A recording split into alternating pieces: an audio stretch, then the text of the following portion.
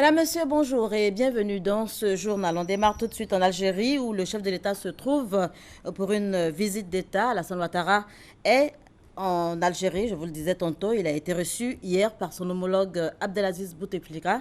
Les deux hommes ont évoqué entre autres la sécurité et le renforcement de la coopération entre les deux pays. Jérôme Kofi Abolin pour en parler. Historique. Ce sont les mots du président de la République de Côte d'Ivoire, Alassane Ouattara, pour parler de sa visite d'État en Algérie, entamée ce lundi 2 mai 2016. C'est à l'issue des échanges ce mardi entre lui et son homologue algérien, le président Abdelaziz Bouteflika. Entretien au cours duquel les deux présidents ont parlé de relance et de renforcement en matière de coopération entre l'Algérie et la Côte d'Ivoire. Comme vous le savez, je suis ici à l'invitation de son Excellence le Président pour une visite d'État. C'est une visite historique car c'est la première fois qu'un président ivoirien vient en visite d'État en Algérie et c'est un grand honneur pour moi, pour le peuple ivoirien. Vous savez, l'Algérie est un très grand pays, un beau pays, un pays qui a des relations anciennes avec la Côte d'Ivoire et nous avons estimé que la coopération entre les deux pays n'était pas au niveau auquel elle devrait se situer, compte tenu de la complémentarité des pays, des économies. La Côte d'Ivoire est le premier producteur mondial de cacao, avec 40% de la production mondiale, premier producteur mondial de noix de cajou, premier producteur ivoirien de bananes, d'ananas, et ainsi de suite, de divers fruits et légumes. Et bien évidemment, nous connaissons toute la richesse humaine et également potentielle de l'Algérie avec les productions de gaz, de pétrole, de fruits, d'industrie. Et nous considérons qu'il y a donc une possibilité pour les deux pays de travailler à plus d'intégration. Que les entreprises algériennes puissent venir en Côte d'Ivoire pour nous aider à transformer nos matières premières et que nous soyons en mesure d'accroître le flux commercial avec l'Algérie. J'ai indiqué au président que nous avons la volonté de travailler à cela. Et nous avons eu des réunions importantes avec les autorités aussi bien du gouvernement que des institutions algériennes pour faire en sorte que nous puissions démarrer et dynamiser cette relation. Nous avons parlé bien évidemment des questions internationales, le rôle joué par l'Algérie au niveau continental, au niveau universel, surtout la lutte contre le terrorisme. J'ai remercié le président pour son implication personnelle pour la résolution de la crise malienne. Car au démarrage de cette crise, j'étais moi-même président en exercice de la CEDEAO. Et ceci nous a permis de ramener la paix au Mali par des élections démocratiques. Mais cela ne suffit pas. Il faut maintenant que la réconciliation nationale se renforce au Mali et que l'accord d'Alger puisse être mis en œuvre dans son intégralité. Toutes ces questions sont importantes pour la Côte d'Ivoire, qui est un pays voisin du Mali. Et nous avons également parlé de la lutte contre le terrorisme.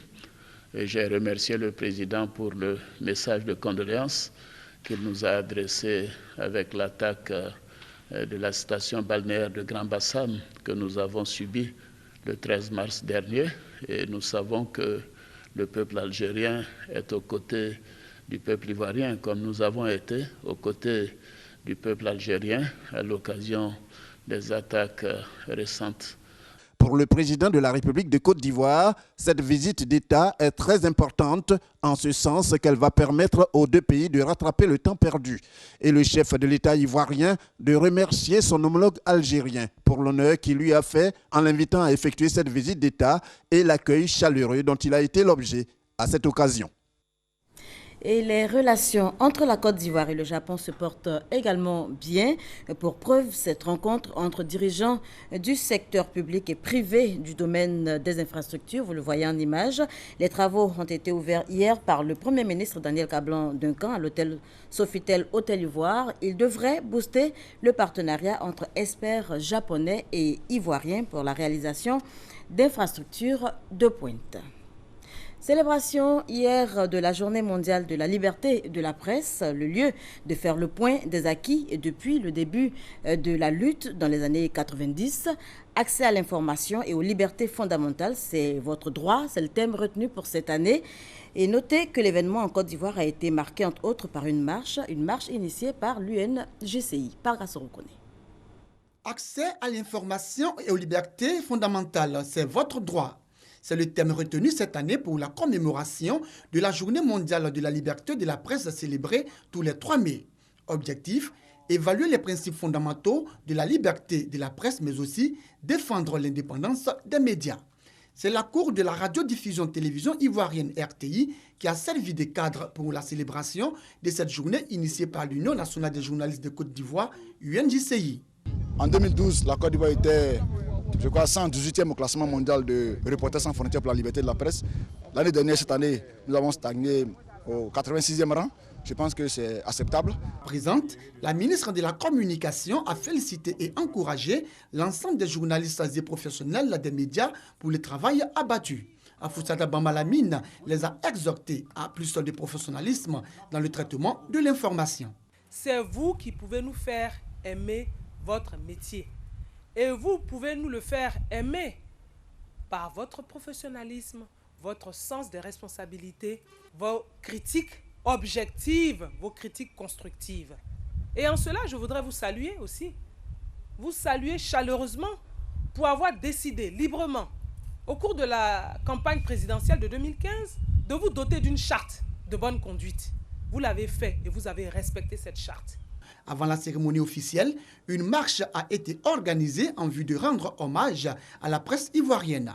Marche qui a vu la participation des journalistes, des responsables et professionnels des médias, des photographes, des syndicats et agents du ministère de la Communication. Le Fonds monétaire international a publié ce 3 mai son rapport sur les perspectives économiques en Afrique et c'est la Côte d'Ivoire qui a été choisie pour le lancement des résultats de cette étude intitulée « L'Afrique subsaharienne, un changement de cap s'impose ». Les grands axes de la dite étude et le choix de la Côte d'Ivoire expliqués ici par le directeur adjoint du département Afrique du FMI. Nous avons choisi de lancer la version francophone de ce rapport en Côte d'Ivoire, étant donné la place qu'Abidjan a dans l'Afrique francophone et l'importance de la Côte d'Ivoire dans l'histoire de la croissance africaine. L'Afrique subsaharienne passe par une période difficile. En effet, en 2015, la croissance économique n'a atteint que 3,5%. Et pour 2016, nous prévoyons une baisse davantage jusqu'à environ 3% pour le continent africain. La Côte d'Ivoire a déjà pris des mesures pour attirer beaucoup d'investissements et on le voit d'ailleurs quand on arrive ici à l'aéroport avec des avions pleins qui arrivent ici avec des investisseurs. Mais bien sûr, c'est une course qui n'a jamais fini. Il faut faire davantage pour faciliter cet investissement. Et quand on pose la question aux investisseurs, qu'est-ce qui est de plus important pour vous? D'habitude, on a 2 réponses. Les infrastructures, routières, portuaires, énergétiques, et l'accès au capital. Et donc, le développement financier. Je pense que si la Côte d'Ivoire se concentre sur ces 2 domaines, vous êtes bien parti. 3e et dernier jour d'hommage à Papa Wemba, le roi de la rumba congolaise, sera inhumé ce mercredi à Kinshasa, en République démocratique du Congo. Kinshasa qui rend hommage depuis lundi à l'artiste lors d'une cérémonie officielle. Le chef du village Moloka a été élevé au rang de héros national. Serge Koléa. Honneur et gloire à Papa Wemba. La République démocratique du Congo rend l'ultime hommage à un de ses dignes fils, Jules Chungu Wemba Dio, décédé le dimanche 24 avril à Abidjan-sur-Seine, n'est pas un citoyen lambda, encore moins un artiste ordinaire. C'est une icône, une superstar, il a été élevé à titre posthume au grade de grand officier dans l'ordre national des héros nationaux Kabila Lumumba au palais du peuple de Kinshasa. Dans la salle, toute la classe dirigeante de la RDC avec à sa tête le président de la République, Joseph Kabila. Les amis de papa et la grande famille des artistes congolais, unis dans un même élan de solidarité, ont chanté pour le maître d'école. Dans ce deuil qui frappe sa famille, mais aussi l'Afrique et le monde, plusieurs délégations étrangères, dont celle de la Côte d'Ivoire, conduite par le ministre de la Culture et de la Francophonie. La mort de Papa Wemba scelle un pacte entre la Côte d'Ivoire et le peuple congolais. Je suis venu avec une forte délégation pour nous tenir aux côtés du peuple congolais et dire que nous sommes de cœur, d'esprit et de corps avec le Congo. Le chef de l'État du Congo nous a transmis un message au chef de l'État de Côte d'Ivoire, notre homologue de la culture et des arts du Congo, remercier les autorités ivoiriennes pour toute la part prise dans ces obsèques. Le ministre des Arts et de la Culture de la RDC, Esdras Kambale, a annoncé l'édification prochaine d'une salle de spectacle avec un musée pour pérenniser l'œuvre et la mémoire artistique du roi de la SAP, la Société des ambianceurs et des personnes élégantes.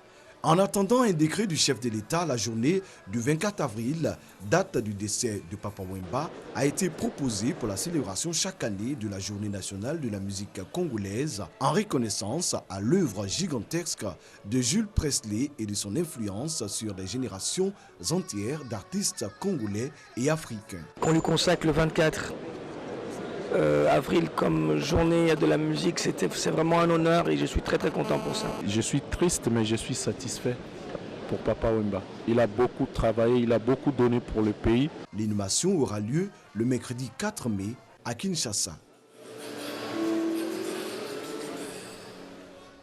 Là, c'est un reportage signé Serge Koléa.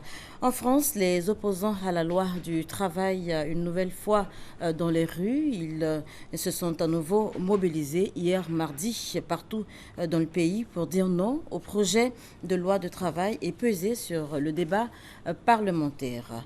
D'importants feux de forêt ravagent l'ouest du Canada. Plus de 100 000 habitants ont été évacués. Et pour les autorités, eh bien, le pire est à craindre. Et puis on évoque les Jeux olympiques 2016 à Rio pour terminer. La flamme olympique est arrivée au Brésil en provenance de Genève. Dans un contexte politique tendu, elle va sillonner les jours à venir tout le Brésil. Notez que Dilma Rousseff, la présidente, affronte en ce moment une procédure de destitution. Nous sommes, notez-le également, à 93 jours des JO. Voilà qui met un terme à ce journal.